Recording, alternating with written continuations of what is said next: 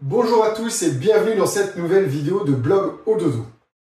Aujourd'hui, on va parler de quelque chose que vous connaissez sans le savoir. On va parler de votre vitrine.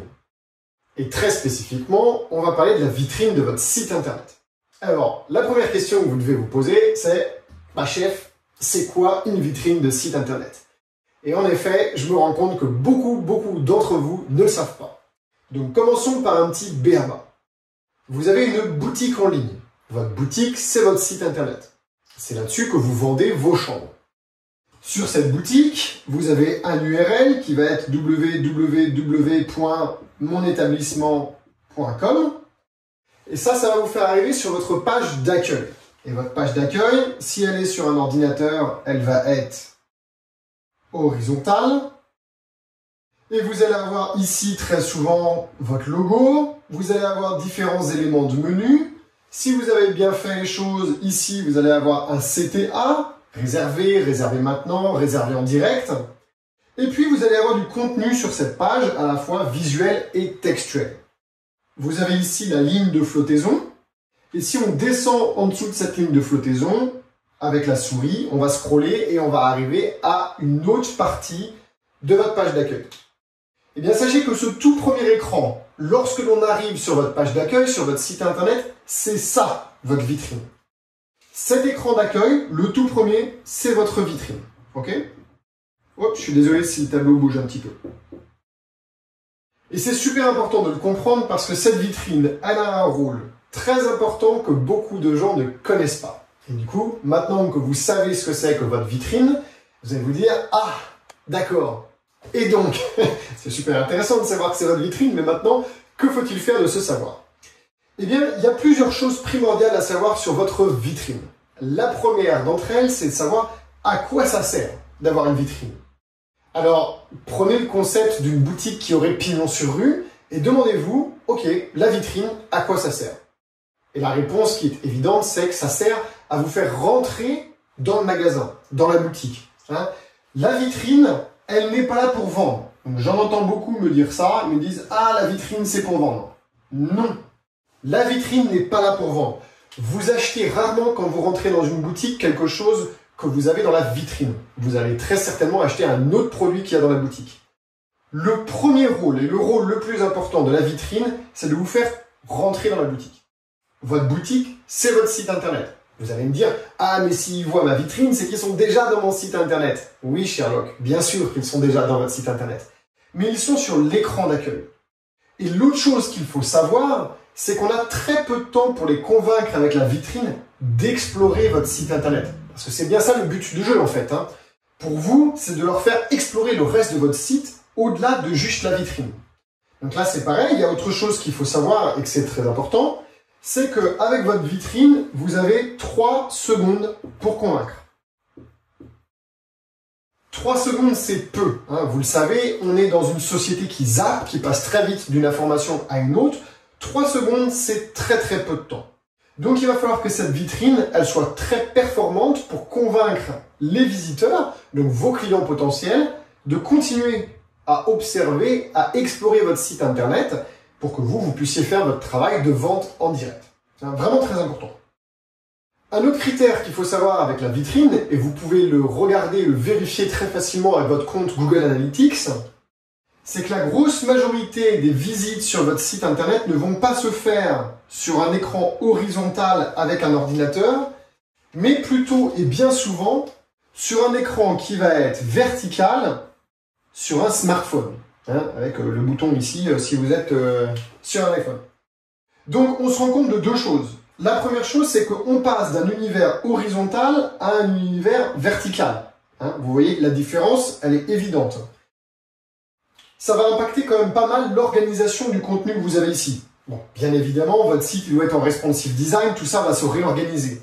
Mais je vous conseille très fortement de regarder votre vitrine et de la construire d'abord pour des téléphones portables, et ensuite de voir comment tout ça va s'aménager sur un grand écran, plutôt que l'inverse.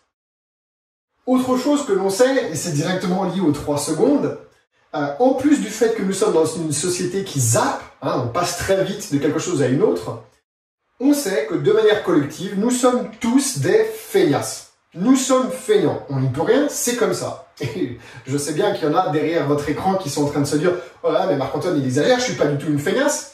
Eh bien, expliquez-moi alors pourquoi vous êtes en train de regarder une vidéo sur YouTube alors que je sais très bien que vous avez plein d'autres choses à faire. Et oui, si vous êtes en train de regarder cette vidéo, c'est que vous avez décidé de délaisser la haie à tailler, le frigo à réparer et toutes les autres choses que vous avez prévu de faire. Donc, bien évidemment, en tant que société, le moins on en fait, le mieux on se porte. Il en va de même pour les gens qui vont naviguer sur votre site internet et sur votre vitrine. Donc on le sait, les images, les vidéos vont avoir une importance prépondérante et les textes vont être laissés un petit peu au deuxième, ça va être le deuxième volet. On va utiliser beaucoup plus des mots-clés que des groupes avec texte. Et il va falloir mettre en place un petit peu ce qu'expliquait Paris Match à une époque, hein, c'était leur motto, le poids des mots, le choc des images. C'est exactement la même chose. Et puis, il y a un dernier critère qui vaut de l'or, et là, c'est un critère que très peu de gens utilisent avec la vitrine. C'est sans doute l'un des plus importants.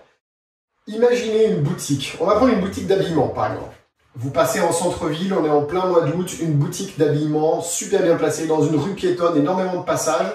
Ils sont en train de vendre des bonnets, des doudounes, des écharpes et des moufles. Je veux dire, ils sont fous ces commerçants. Ils vendent pas du tout ce qu'il faudrait vendre au bon moment. Et pourtant, la grosse majorité d'entre vous ne faites que très rarement des adaptations de votre vitrine en fonction de la saisonnalité et au-delà de la saisonnalité, en fonction de votre stratégie commerciale. Donc, une chose, je ne sais plus où j'ai de la place, mais on va le mettre ici, il faut changer votre vitrine en fonction des saisons, et je vais mettre un double slash ici, et surtout en fonction de votre stratégie commerciale. C'est un peu long à écrire, mais c'est vraiment super important. C'est votre stratégie commerciale qui va vous dicter quand est-ce que vous essayez de cibler quel groupe de clients, et dans ce cas-là, forcément, la vitrine doit changer. Et si en regardant cette vidéo, vous ne savez pas ce que c'est qu'une stratégie commerciale, eh bien, il est grand temps de se pencher sur la question. Parce que si vous n'avez pas de stratégie commerciale, ça veut dire que vous attendez que la clientèle vienne à vous grâce à votre site et à son référencement et grâce aux agences de voyage en ligne, alors qu'il faudrait commencer à définir une stratégie commerciale pour aller les chercher en amont du processus client. Et dans ce cas-là, eh bien, je vous invite à me contacter, hein, vous le savez. Alors, je vais effacer un petit peu tout ce bazar là. Hop. Je vous invite à prendre un rendez-vous de diagnostic avec moi. Alors, pour ceux qui connaissent déjà le concept et qui ne l'ont pas encore fait, eh bien, arrêtez de le procrastiner, c'est gratuit, profitez-en. Et pour les autres qui découvrent et qui ne connaissent pas, eh bien, vous pouvez tout simplement aller sur notre site internet, hein, www.ododo.io. De toute façon, en bas de la vidéo, je vous mettrai le lien. Tout en haut à droite de notre site internet, il y a un gros bouton orange, prenez rendez-vous. Vous prenez rendez-vous dans mon agenda en ligne et on se fait un rendez-vous de diagnostic ensemble. Alors, qu'est-ce que c'est qu'un rendez-vous de diagnostic? C'est super simple. Le but du jeu, c'est de passer entre 45 minutes à 1 heure ensemble et d'explorer votre commercialisation. Alors, je ne sais plus si je l'ai dit dans cette vidéo parce qu'on est dimanche, mais c'est gratuit, bien évidemment. L'objectif, c'est vraiment de vous aider à prendre du recul, à regarder votre commercialisation, à prendre toutes les différentes choses dont elle se compose. Votre site internet, ça en fait partie, et d'en faire une analyse. Qu'est-ce qui va, qu'est-ce qui ne va pas? Ce qui va, super, on le met de côté, on continue de le renforcer et de bien le faire. Et ce qui ne va pas, on réfléchit à tout ce qu'il faudrait faire ensemble pour pallier, évidemment, à ces points faibles. Hein, c'est vraiment ça l'objectif d'un rendez-vous de diagnostic. On a lancé ça à l'époque, au tout début du confinement. Avant, c'était payant. Maintenant, on les fait gratuits. Donc, n'hésitez pas à en profiter. Encore une fois, il n'y a pas d'engagement. On n'est pas là pour vous vendre quoi que ce soit. On est d'abord là pour faire un état des lieux avec vous de votre commercialisation et de vous aider. Voilà.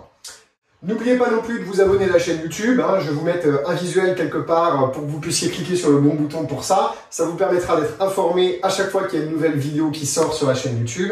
Et puis sachez que vous pouvez aussi vous abonner sur notre blog, hein, sur www.ododo.io/blog. Vous verrez, vous pouvez vous abonner à la newsletter. Voilà, donc n'hésitez pas à regarder, à faire un point sur votre vitrine. Si vous avez des questions par rapport à ça, n'hésitez pas à mettre un commentaire sous cette vidéo. On y répondra avec l'équipe Ododo. Et puis je vous retrouve dans la prochaine vidéo de blog. Allez, bonne fin de week-end.